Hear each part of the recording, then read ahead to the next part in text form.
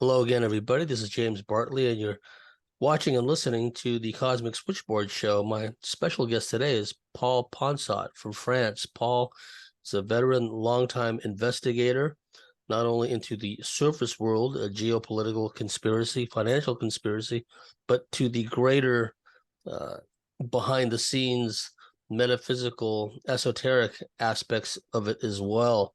And I'm really excited about talking to Paul. And I really want to get his take on current events and where, from his perspective, he sees all this trending. So without any further ado, Paul, welcome to the Cosmic Switchboard Show.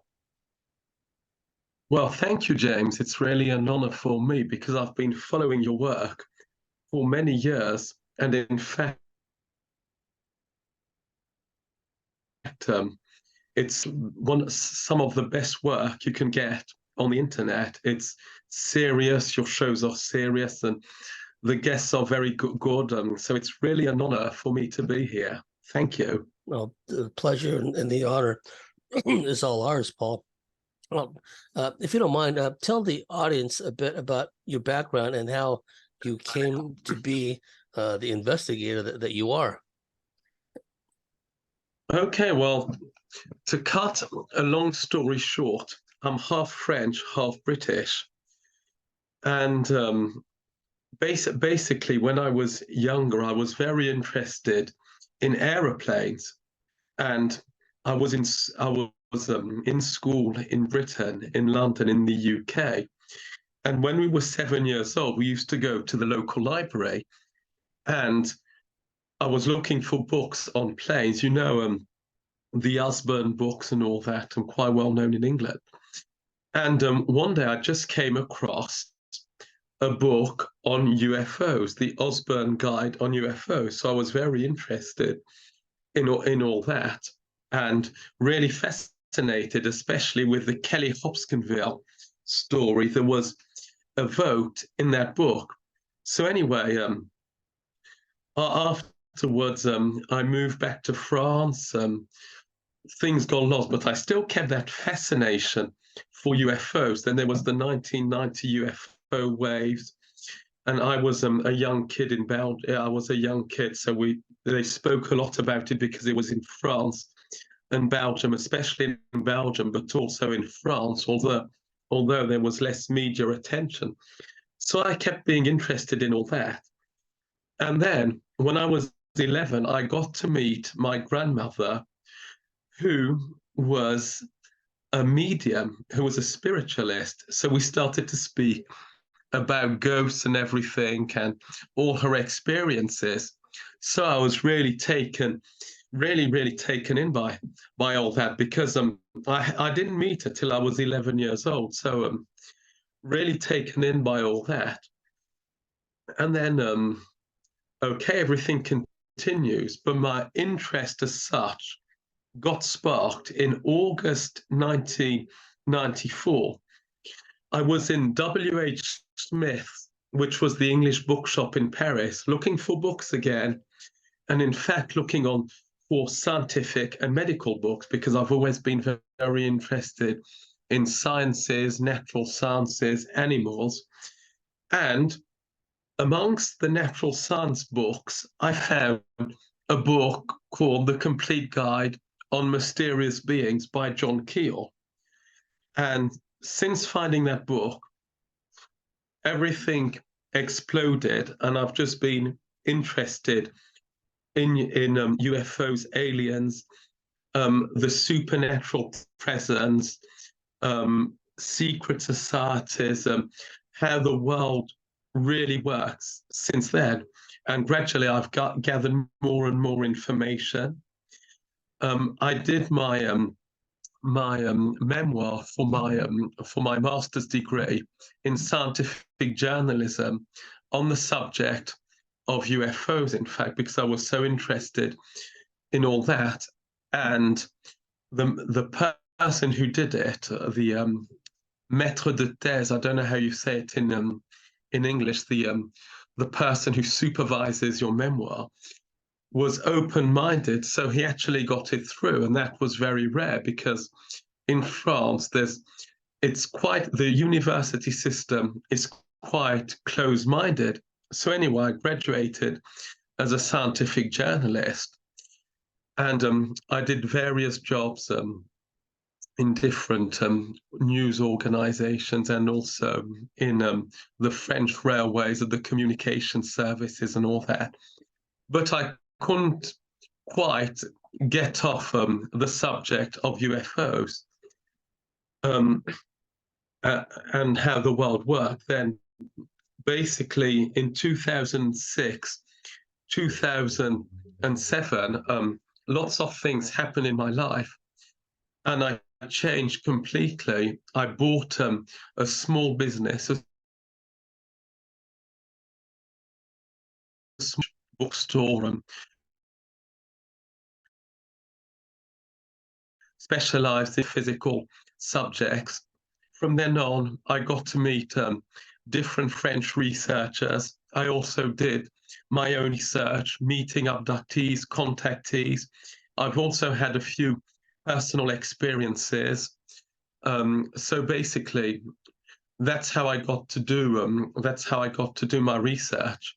And I started also giving talks on the nature of reality, the nature of our world, through through personal experiences, personal intuitions, let's say, but also through my readings, through people I've met, and everything.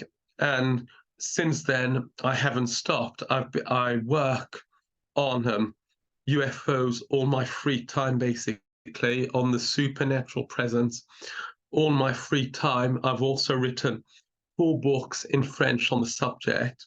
So that's really how I got into it. So it's basically something that I've been passionate about since I was 13 years old, since 1993, and it's something. In fact, it's my life is my family and my research. So No, thank you for sharing that, Paul. We have similarities in that we each have what seems to be synchronistic events involving books. I know many times in my life, I'd be guided to go to a particular bookstore, or guided to go to a particular bookstore and walk to a certain part of a bookstore, used bookstores, usually in my case, and they're waiting for me, seemingly striving to get my attention with the title on the binding is some book that I was meant to see, right? And I hear stories from the bookseller as well. I was just about to take that book off the shelf because no one was interested in it. It had been there for a while. And then you come along. And so, so I've had a similar thing where books synchronistically seem to come to me at just the right time, that I could derive some kind of epiphany from it. And so we have that similarity, as well as commonalities with interest in UFOs and the personal experiences as well.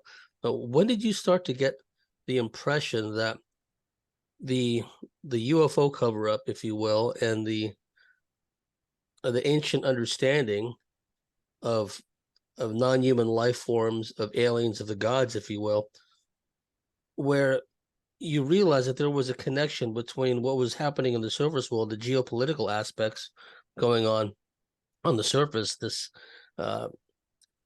ever increasing crescendo to bring about centralized control and authoritarian world government.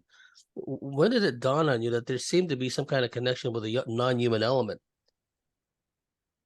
well, basically, it's when you look at how things go, the plan is just too big, it's too long to come from human elements. For example, when you study history, you can see that events repeat themselves through different forms. In the Roman Empire, there were certain events, the mirrored events that happen in the Western world. Nowadays, you see things repeating themselves. you see synchronicities.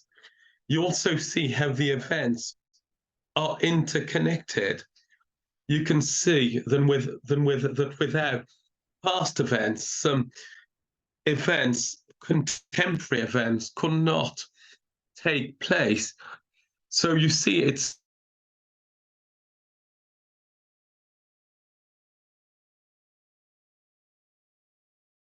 everything. When you see even plans, for example, the plan for a build-up of a world government, people were talking about that in ancient Egypt, ancient Babylonia, for example, in the Bible. Now, I'm not at all religious or anything, but in the Bible, you have the Babel Tower, and that's typical of the will to impose what you'd call a world order, a new world order, so-called new world order. And that's, I think, 3,000 years ago, 3,000 or 2,000 and something years ago. And you see the same events happening nowadays.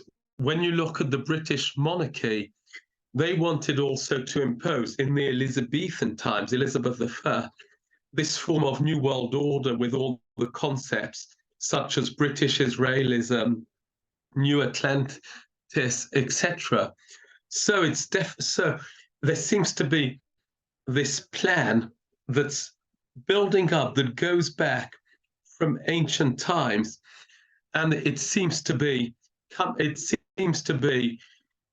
the same plan nowadays. Then you look at the different types of families, the different bloodlines.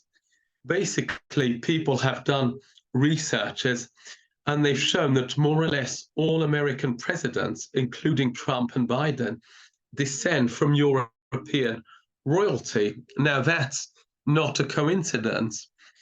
In France, for example, all the presidents are either illegitimate children of the Rothschilds, according to some researchers, or have worked for the Rothschilds, including this current president. So it's all seems to be linked back to ancient families. Then when you look into those families' mythologies, they say they came from the gods. The Rothschilds, for example, there's all that mystique about them. The British royal family and the European royal families, there's all that mystique about them descending from the pharaohs. Louis XIV was called the Sun King. Now that's very symbolic, the son of this non-human presence, for different reasons. Also, the French royal family was supposed to have supernatural powers and was supposed to be capable of curing illnesses. And then you see there's a more sinister aspect to all that. You see that all those families seem to be connected to a satanic network. I mean, Satanism was rife within the French royal family. People have spoken about what happens with the Rothschilds, the Rockefellers, for example, Arizona Wilder in David Icke's books, etc. Also in Germany, people are speaking out about basically satanic rituals performed by the ruling elite and all that.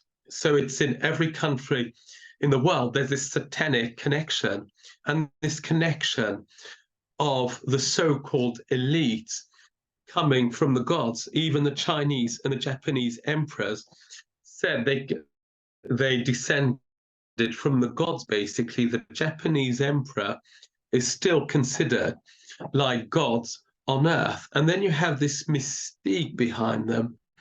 And when you look at it, basically, it's Satanism, it's Luciferianism, whatever you call it, it's something that's profoundly evil and that's linked to this supernatural presence. And this alien presence, accounts of the alien presence, you find it everywhere in every mythology. I mean, you find it in the Bible, obviously, in the Quran with the jinn. You find it in Jewish mythology with demons and all that. You find it even in Australian mythology, for example, the rainbow serpent with the Aborigines and all that. In South America, the emperors said they descended from the feathered serpents, and they did sacrifices to the feathered serpent. You find that absolutely everywhere. Then when you look at the traditional myths in different countries, you find the same. In France, you find the myths of Le Fay, the fairies, that you find in the UK. The same myths are also found in basically Portugal and Spain and Greece and all Europe, but the same myths are found in China, in Hawaii, in Australia. So you can see there's a non-human connection. Then if you go another level, you see the synchronicities, you see the predictive programming. For example, in America, whatever you think of Trump, there was all this predictive programming about him being president in the Back to the Future films. Also, even each time he was interviewed, people were asking him, what do you think about politics, when he was only a young businessman. You find that with a lot of politicians. In France, for example, Macron, his name is Macron in French, and it basically rhymes with macaron, a cake. And his wife, quote, wife, her family used to own one of the biggest cake shops in Amiens. So there's all those name games, those synchronicities that sound stupid around politicians, but you find the same synchronicities with UFO contactees. John Keel spoke about the name game, the play on names, the play on myths also. When you see the life of Princess Diana, it mirrors certain Greek tragedies, certain Greek myths. And Evie Logan, who you know, when I interviewed her, she said that it mirrored a lot of people that are victims of the love bite phenomenon. Their life mirrors Greek or Egyptian or whatever tragedies, myths. And I was in contact with this French journalist, and basically she lost her husband in terrible circumstances. And she was also a victim of what you would call gang stalking and all that by human agencies and non-human agencies. And she was saying her life was like the life of ISIS. It was almost as if her life was being made to stick to the mythology of ISIS. So you see all those details, the predictive programmings, the name game, the synchronicities. You'll find them in politics. You'll find them in geopolitics. For example, Oli Damgard, who's done excellent work on false flags and things like that, has shown that there's all those synchronicities, these basically number codes, at least in some of them. And it's so precise that there's got to be a non-human element.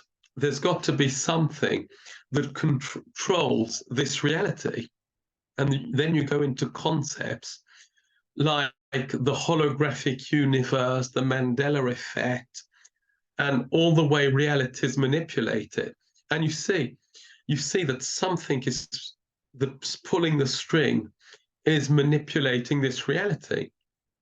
And more simply, you see that in abductions, how life of abductees is basically a succession of synchronicities, of time manipulations, of manipulation of reality.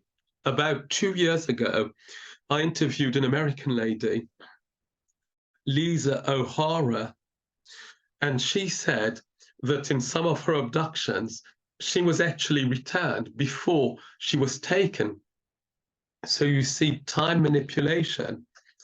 Then you have Carissa Conte, another American abductee, who in her book talks about all those synchronicities in her life that are just non-natural when added. So that's really how you get to see that there's seems to be a force that's pulling the strings behind politics, behind geopolitics, and behind abductions. And this force seems to be vampiric in nature, in the sense that it feeds off energy, that it feeds off our energy, that it mocks us, that it plays with us like a cat plays with a mouse.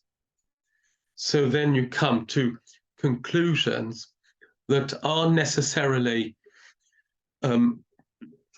good conclusions, but that have to be said. And it's basically that we are property of a non-human force. That was Charles Fort's thesis, that humanity is someone's property, that we are being farmed. And that is a constant theme preceding the Gnostics, that there is some kind of demiurgic force which permeates or tries to permeate through all living things, corrupt it, and create this dystopic, authoritarian, life-squelching type of system. And what's interesting is you talked about the centrality of the gods to a lot of the ancient peoples, and fast forwarding to modern times, where these hybridized reptilian bloodline elites sprinkled throughout society, many so-called bastard lines, as you say, people that have no outward connection to these bloodline families, but their careers are being enhanced, moved along, progressed, and they wind up being in cinema or being in media or whatever the case may be, in journalism. One of the things that has come to the fore recently, but as you pointed out, harkens back to the past, is nowadays the Luciferian symbolism is so in your face nowadays, where we have the halftime Super Bowl halftime extravaganzas, where it's just some big Babylonian loosh fest. Usually, we have the opening ceremonies to the Olympics and what have you, and the closing ceremonies, and they always reek of these Luciferian esoteric themes. And when you go back in time and you reference Queen Elizabeth I, her astrologer royal, Dr. John Dee, and his colleague, Dr. Kelly, or whatever his name was, they were involved in the Watchtowers, and the Watchtower working. And it had to do, once again, with this notion of making it so that the British Empire, through its corporate offshoots like the East India Trading Company, et cetera, what we would now call transnational conglomerates, that they were going around taking over the whole world, essentially, or whatever, and competing with other royal families which they're connected to, the Dutch, what have you, in different parts of the world. But again, it seems to have been guided, this desire to extend the British Empire globally seems to have been inspired by the supernatural forces. And what Dr. John Dee and his colleague were involved with is just a small example of that. Did you want to comment on that or anything similar to it? Absolutely. You find supernatural forces behind John Dee. And John Dee used to work with an obsidian, with a black obsidian, basically a black mirror, through whom he used to contact those entities. Then you have Crowley. Now, Crowley was basically a British agent. Also, he was a Nazi and a Satanist, an evil man.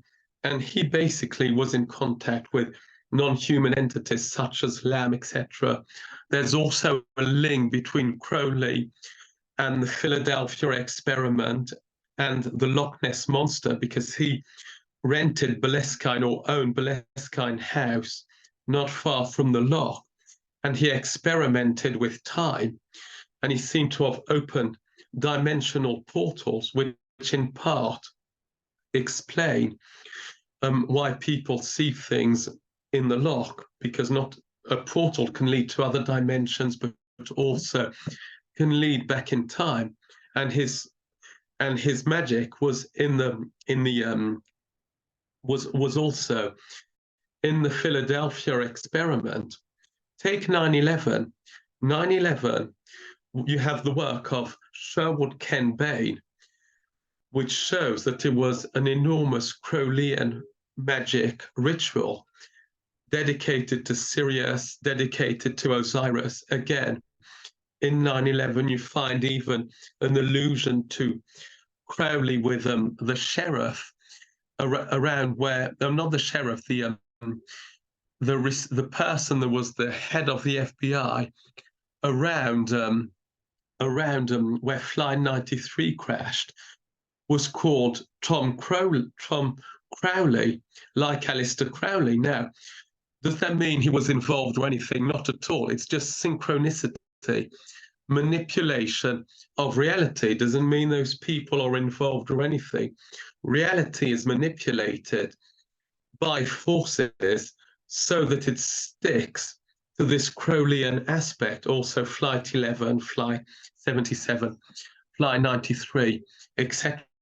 So anyway, there's all this supernatural element. Then you go into computers, artificial intelligence, the internet, etc.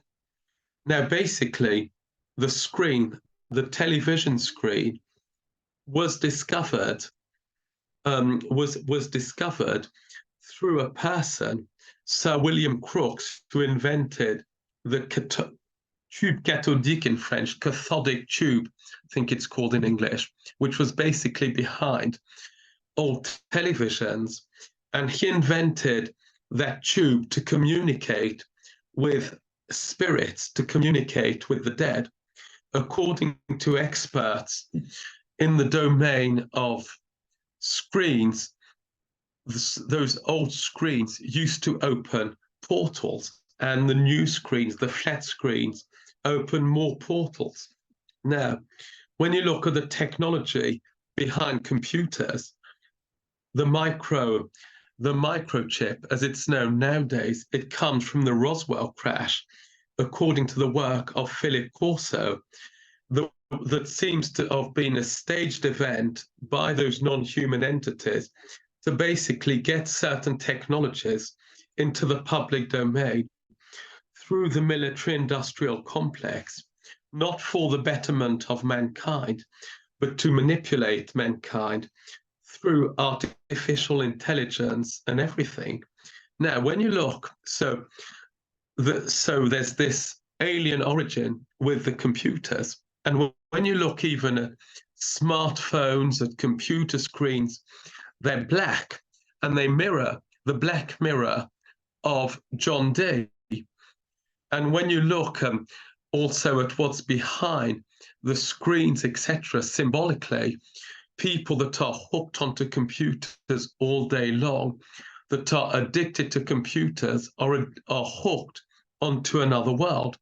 And I'd suggest that if we don't use computers properly and the internet and so-called smart technologies properly, in the sense that we use them to find information, to talk with somebody far away, to give information, that's very good. But when people use like Facebook to say what they've eaten, to tell their neighbor what they've eaten instead of going to see the neighbor, that's not a wise use. And I'm suggesting that those new so-called smart technologies open us on other worlds, other dimensions that are linked to those non-human entities that we'd call the jinn, the demons, reptilians, whatever you call them. So there's this supernatural component that you find in different domains.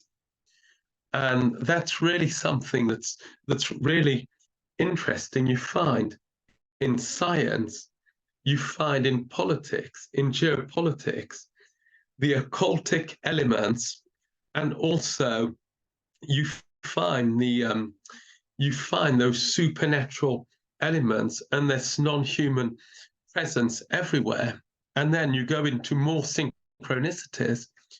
For example, it's been 60 years since Kennedy was killed. Well, when you look at Kennedy's biography, it seems that his life was controlled by those non-human beings for him to become president and then to be ritually sacrificed but in Dallas. And there's an American author, Peter Lavender, that showed all those synchronicities between the assassination of Kennedy, the mind control programs, and the Council of Nine. The Council of Nine, that is a group of extraterrestrials that seems to be behind channelers. And basically, Peter Lavender shows that a lot of people like Ruth Payne, the head of Bell Helicopters, I don't remember what his name was, that were involved with the Nine, were indirectly involved in the Kennedy assassination and all that by, for example, harboring the Patsy, Lee Harvey Oswald, etc.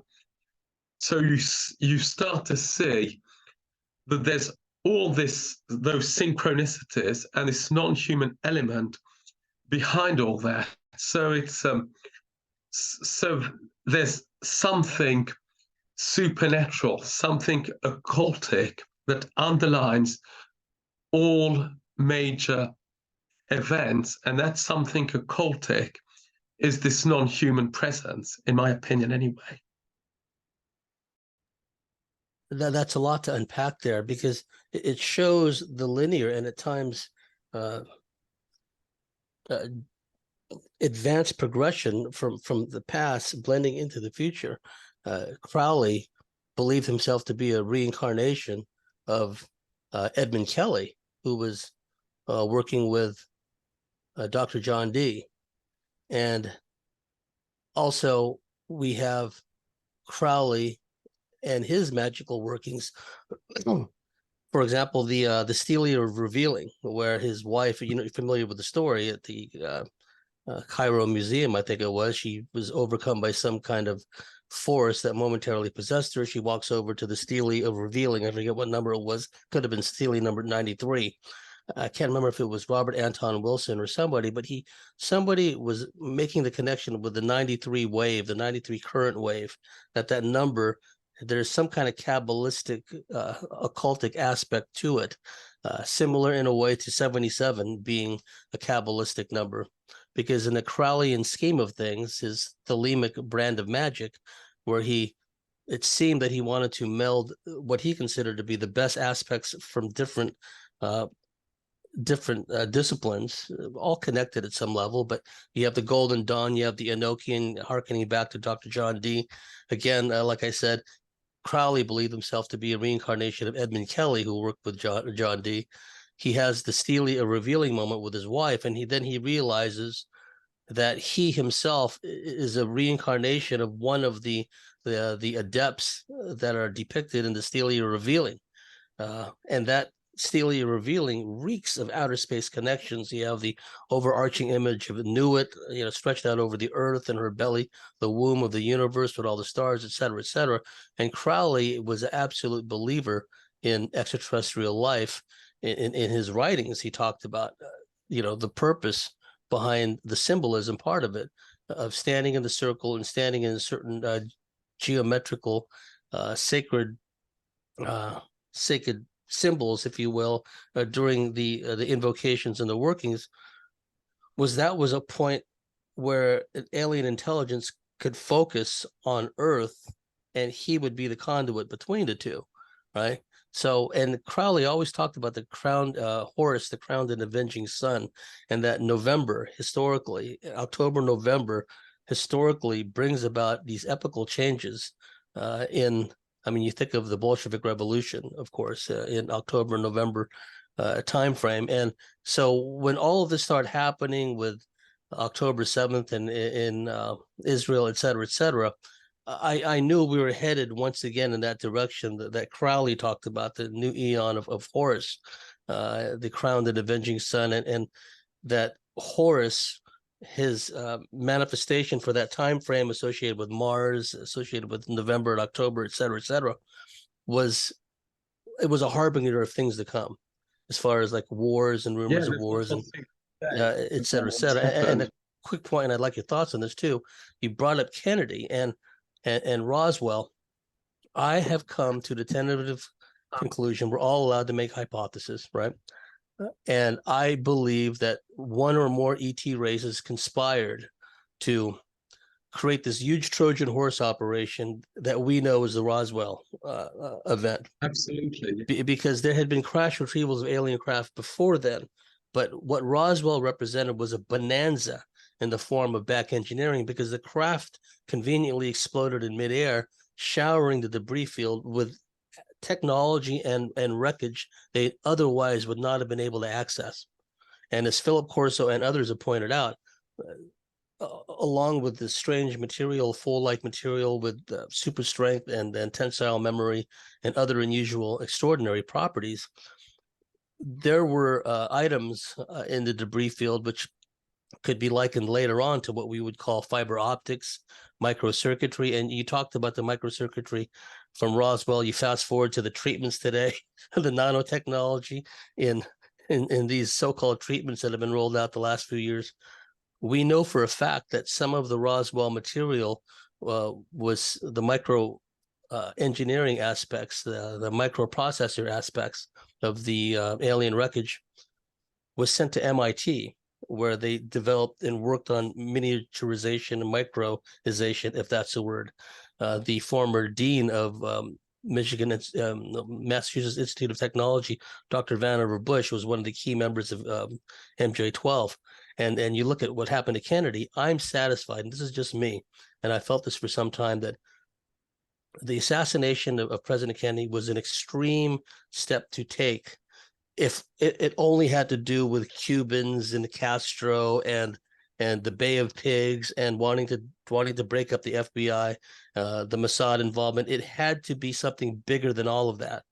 And then the information that Linda Howe and others have come up with, and I've done my own research in this regard, it seemed as if President Kennedy at some point, and Kennedy had been exposed to the Roswell information at the time of Roswell, because he was a congressman from Massachusetts. He still had connections with naval intelligence and in other aspects of the intelligence community who gave him information about Roswell. And the Kennedys were very much one of these bloodline families. And point being is that Kennedy apparently wanted to go public with the reality of the alien presence on Earth.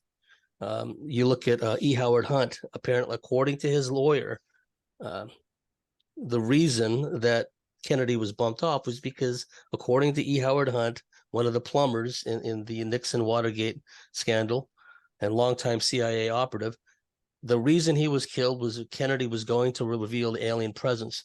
And then when you look at the other deaths around him, Marilyn Monroe, who also shared an interest in aliens and UFOs with Kennedy. Kennedy probably in pillow talk with her shared information about Roswell and other similar events. Dorothy Kilgallen, a well-known, highly respected journalist in America, a real investigative journalist. She'd already done headline stories out of the UK about the British government's interest in crashed alien spacecraft.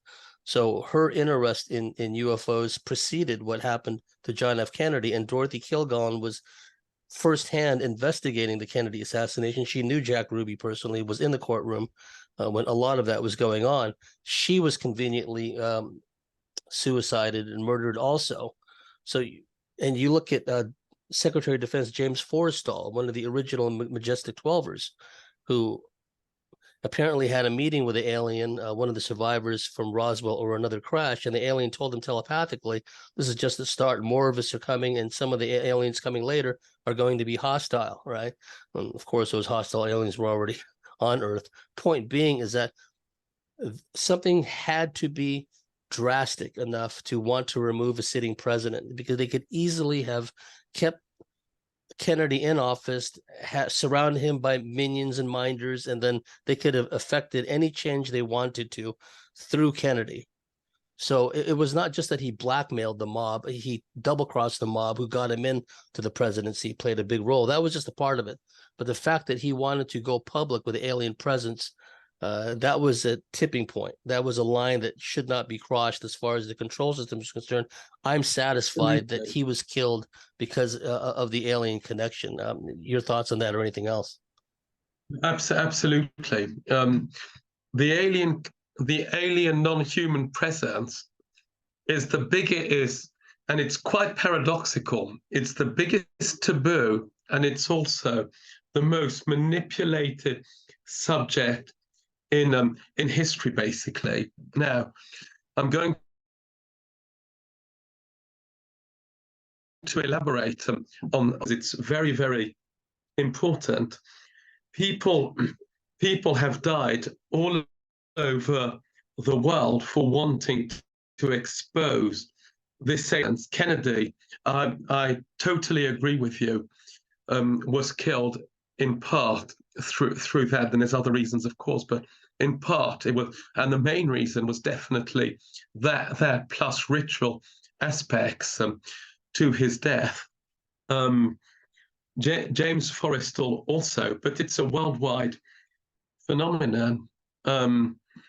In France, one of the best French ufologists of all time, Jimmy Gear, I don't know if you've heard about him.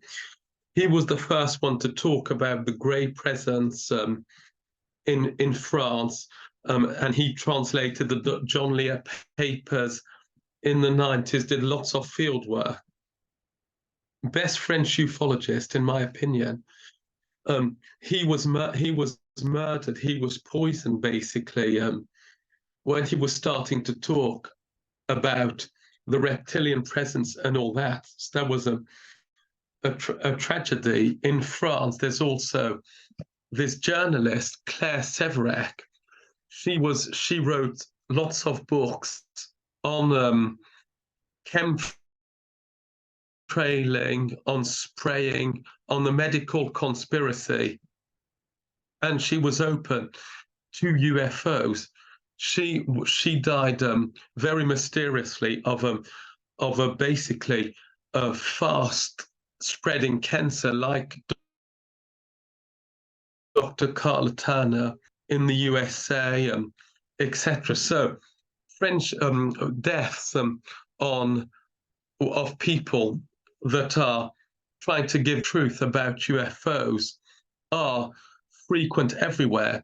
In the UK, Tony Dutt, also very, very good ufologist, brilliant man, brain tumor, bunked off. Now that's linked to directed energy weapons that can actually cause those diseases, and also to black magic, because those intelligence agencies are controlled by non-human intelligences, let's say it, basically, non-human beings, and they use black magic to kill. Why? Because it's the perfect crime, and people don't realize how prevalent black magic is. I mean, even in politics, for example, there was this person that said that in France in the 90s, Chirac and Balladur, who were two rivals for the French presidency, were fighting basically through black magic, were fighting each other through black magic. So it's used really absolutely everywhere. And behind black magic, it's non-human entities, it's aliens. So that plays a part in killing UFO researchers, but also UFO witnesses. Then, and that's the paradox, and I'm not going to mention names here, but there's lots of UFO researchers that are pushed forward by the system, basically all the fake disclosure crowd in the USA, and some of them are linked to those bloodline families, the Mellon family, the Keane family, etc. Without going into too much detail, they're pushing this official disclosure where there's nothing in it except pushing the agenda of either an alien threat. It's paradoxical again, either a potential alien threat, or by saying, well, UFOs, they're there, but they're UAPs, nothing to worry about, etc. Now, behind this official disclosure, you have the hand of the CIA, of different intelligence services, and of secret societies. In France, there was the Cometa report in the 90s, which was an official disclosure that spoke about a few UFO sightings, but nothing about abductions, nothing about contacts.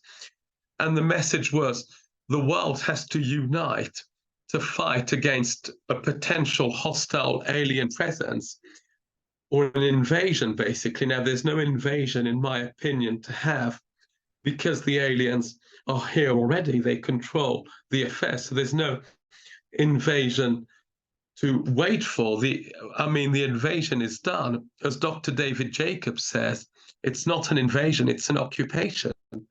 And it's been there for millennia, basically. So you have this official narrative that's pushed, and it's in parallel to basically the ridiculing of UFO witnesses. And more recently, there's lots of people that have been pushed forward by the algorithms and all that are talking about the Galactic Federation, that we're going to be saved, that the reptilians have gone and everything. Now, I've spoken to some of those people, and they're sincere in the sense that they've been in contact with a non-human presence. That's, for me, that's clear.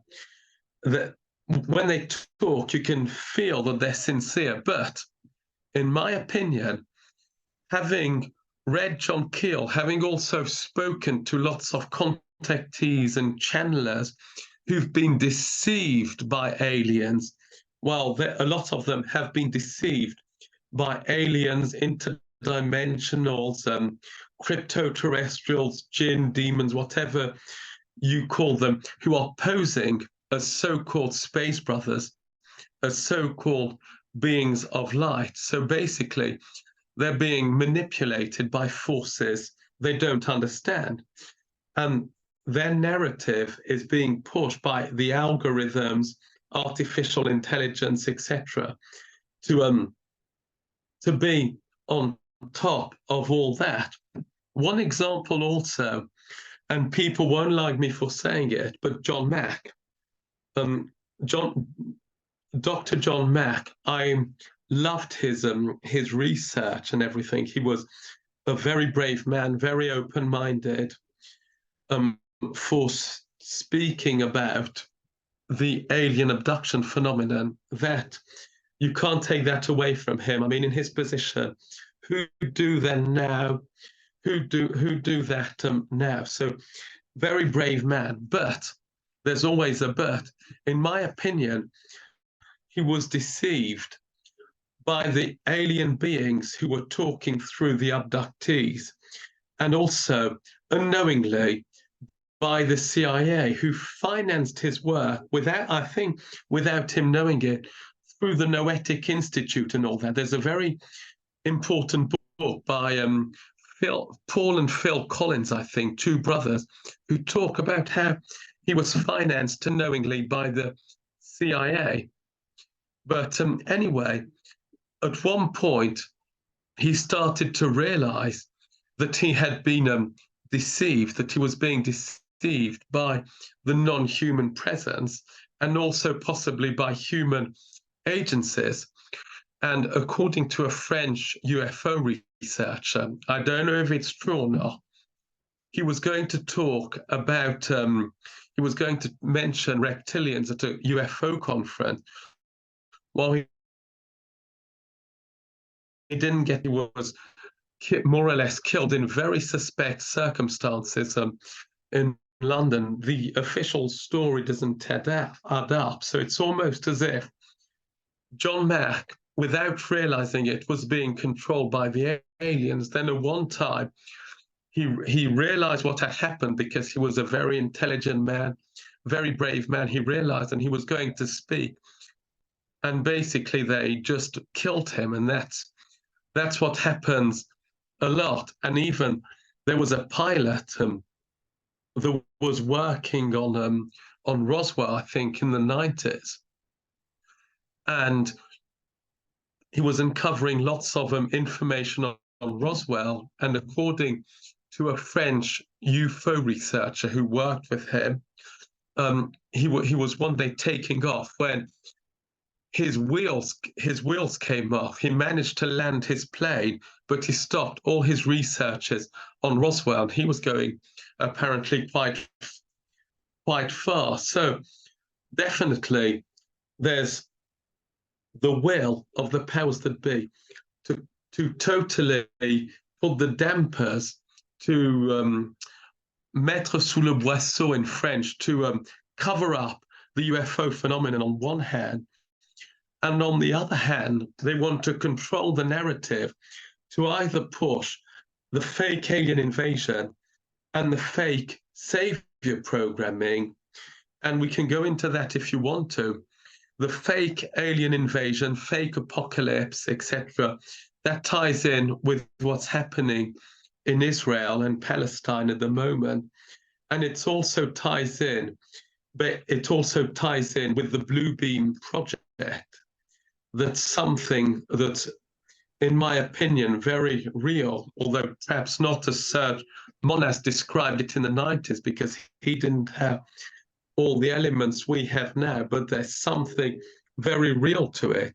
In other words, staging chaos or a perception of chaos, staging, in a sense, an ambience of an apocalypse, while at the same time staging a fake savior. And we can go into that in more detail if you want to. Yeah, that's all fascinating, because what I see happening now geopolitically, what's going on in the Middle East, this massive bloodletting that's going on, I can't help but think of it in terms of a very public mass sacrifice. And I'll get into that also, but it ties into Crowley's Eon of Horus, wars and rumors of wars, this apocalyptic revealing.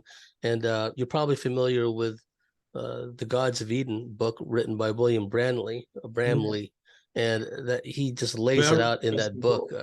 It's just an absolute classic. Could you let our viewers and listeners know how they can find your work, Paul, and your websites and all that? Well, most of my work is in French. I've interviewed quite a few English-speaking researchers. I've interviewed you, and your interview should be up this month.